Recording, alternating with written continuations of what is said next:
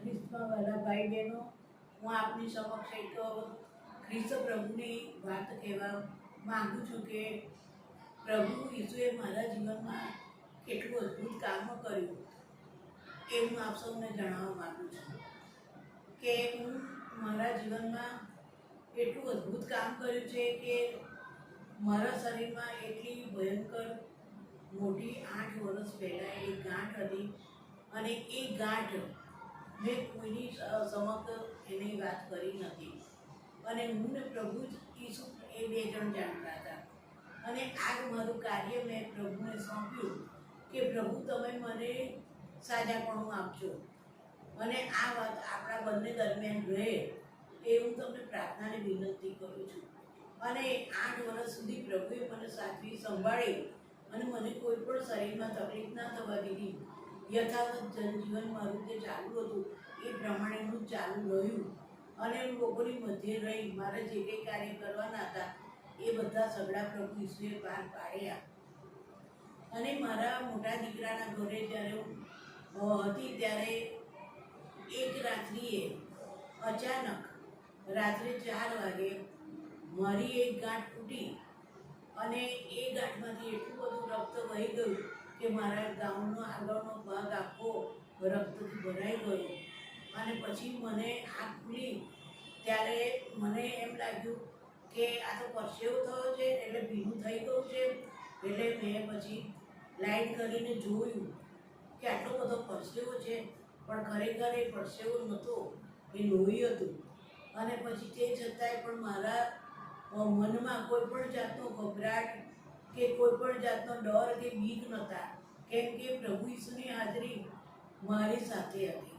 પ્રભુ ઈસુ મને સંભાળતા હતા અને એમના બળ અને સામર્થ્યથી મારા શરીરમાં કોઈ પણ જાતની તકલીફ ના થઈ અને પ્રભુએ એમના વિધાયેલા હાથમાં મને સમેટી રાખી અને એ મેં ગાઉન બદલી નાખ્યું. પછી ત્યાં એક સરસ કપડું મૂક્યું એ જગા ઉપર અને બીજું ગાઉન પહેરી અને એ રક્તવાળું જે ગાઉન હતું એ બેગમાં મૂકી અને હું પછી પ્રભુને પ્રાર્થના કરી અને પ્રભુને મેં કીધું કે એવું પ્રભુ હું તારા ગોદમાં આડી પડું છું, મને આરામ આપ પ્રભુ અને મને સૂઈ જવા દે. અને ખરેખર પ્રભુએ મને એટલી સરસ ઊંઘ આપી કે જાણે મને કશું થયું જ નથી અને હું સૂઈ ગઈ. પછી સવારે 7:30 ઉઠી, મારા બાળકો ઉઠ્યા તો પછી મેં વિચાર કર્યો એ દિવસ રવિવાર હતો, ચર્ચમાં જવાના હતા મારો છોકરો ને બહુ. અને પછી મને એમ લાગ્યું કે આ હું મારા બાળકોને નહીં જણાવું અને મારા બંને બાળકો સિવાય ઘરમાં કોઈ જ નહોતું. એટલે જો પછી ફરીવાર આ બને કે ફરીવાર રક્ત નીકળે ત્યારે મારા બાળકો ના હોય તો પછી બહુ મુશ્કેલી ઊભી થાય અને એ જાણે તો એમને પણ દુઃખ થાય. એટલે મેં મારી મોટીઓને બોલાવી એને મારી પાસે બેસાડી અને આ જ વાત મેં કીધી કે જોને બેટા મને બહુ લોહી નીકળ્યું. તો કે મમ્મી તમને ક્યાંથી લોહી નીકળ્યું? મસામાંથી નીકળ્યું, કારણ કે મને મસાની તકલીફ હતી એટલે મને લોહી પડતું હતું.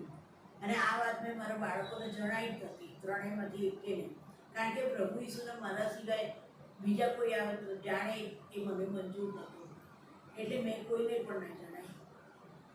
પછી એને મેં કીધું કે ના મને તો છે ને છાતીમાંથી નીકળ્યું. તો કે છાતીમાં તમને શું તકલીફ છે? પછી મેં એને બતાવી તો એને ગાંઠ જોઈ અને એ મારી બહુ મોટી ગભરાઈ ગઈ કે આટલી મોટી ગાંઠ છે ને તમે મમ્મી કેમ ના કીધું?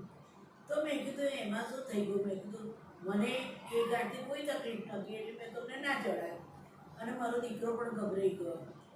ત્યારે મેં એમને એમ કીધું કે જો મને કોઈ તકલીફ નથી, તમને લાગે છે કે આ ગાંઠ દ્વારા મને કોઈ તકલીફ હોય તો તમે શા માટે દુઃખી થાવ છો? પ્રભુએ મને એમના હાથમાં સુરક્ષિત રાખી છે અને તમે ચિંતા ના કરશો. આ પ્રભુ ઈસુને મેં કામ સોંપ્યું છે એટલે તમે દુઃખી ના થશો અને એ મને સાજાપણું જરૂર આપશે. એ મારો જીવંત વિશ્વાસ પ્રભુ પર છે અને એ વિશ્વાસમાં હું આગળ ચાલી. એ વાતને આજ સુધીમાં વરસ પૂરું થવા આવ્યું. એ પછી મારા બાળકો મને ના રહી શક્યા એટલે દવાખાને લઈ ગયા. રવિવારનો દિવસ હતો એટલે ડૉક્ટરો ના મળ્યા પણ ડૉક્ટરોએ જે ટ્રીટમેન્ટ કરી એટલે થોડું એમણે ત્યાં ઘણી દવા લગાવીને એ કર્યું, ડ્રેસિંગ કર્યું.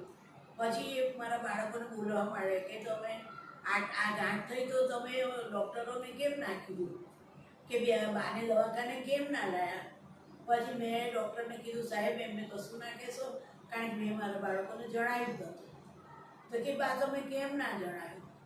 તો મેં કીધું મારે એક ડૉક્ટર મોટા છે ને એમની ખાસ ઓળખાણ છે અને આ કામ મેં એમને સોંપેલું. તો એવા કયા ડૉક્ટર છે?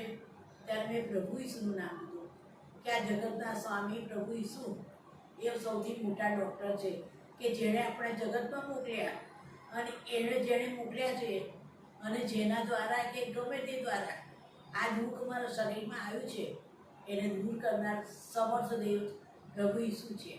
એ મારો પાકો ને પુષ્કળ વિશ્વાસ હતો અને એ વિશ્વાસમાં હું આજ ટકી રહી છું અને હું કોઈ પણ જાતની ટ્રીટમેન્ટ લેતી નથી, છતાં પણ હું યથાવત જનજીવન અત્યારે જીવી રહી છું અને પ્રભુ ઈસુ મને પ્રત્યેક પળે સાઈને મદદ કરે છે.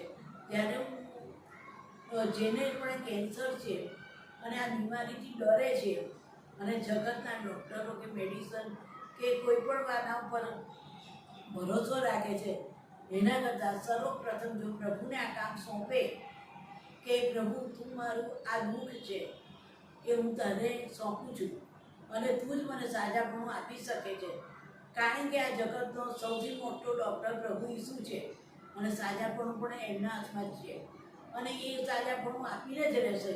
એવા જીવંત વિશ્વાસમાં સૌ જીવતા શીખે અને એ જ પ્રભુ ઈસુ એમને હિંમત, બળ અને સામર્થ્ય પૂરા પાડશે અને જીવનમાં એમનું એવું સખત કામ કરશે કે અન્ય લોકોને પણ એ આ વાત જણાવશે અને ઘણા બધા લોકો આ ભય અને જે મુશ્કેલી છે એમાંથી એ લોકો મુક્ત થઈ જશે અને પ્રભુ પર પૂરો ભરોસો રાખતા થઈ જશે. ત્યારે આ વાત મેં એટલે આપ સૌને જણાવી કે આપ સૌ મારી વાતને સમજો અને પ્રભુ પર વિશ્વાસ રાખો. આ એક જીવંત સાક્ષી છે અને હું વિશ્વાસુ છું.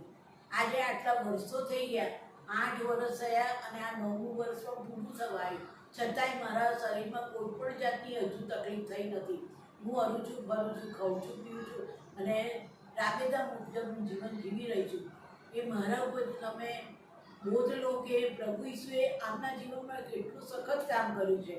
તો પ્રભુ પરનો વિશ્વાસ અચળ રાખતા શીખો અને પોતાનું જીવન પ્રભુને સોંપો કે આ જીવતો પ્રભુ છે અને અમારા જીવનમાં કાર્ય કરવા માટે સક્ષમ છે અને એમના માટે કશું અશક્ય નથી.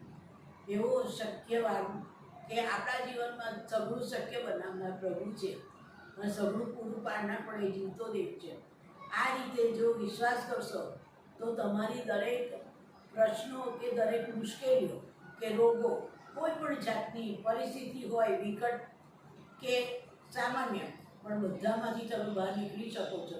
એટલે પ્રભુ પર વિશ્વાસ, માત્ર પ્રભુને પ્રભુ પર જ વિશ્વાસ રાખતા શીખો એ મારે તમને નમ્ર વિનંતી છે. આટલું મને જણાવી અને પ્રભુ ઈસુને નમ્ર વિનંતી કરું છું કે મારી પ્રાર્થના સાંભળો અને સ્વીકારો. આમેન.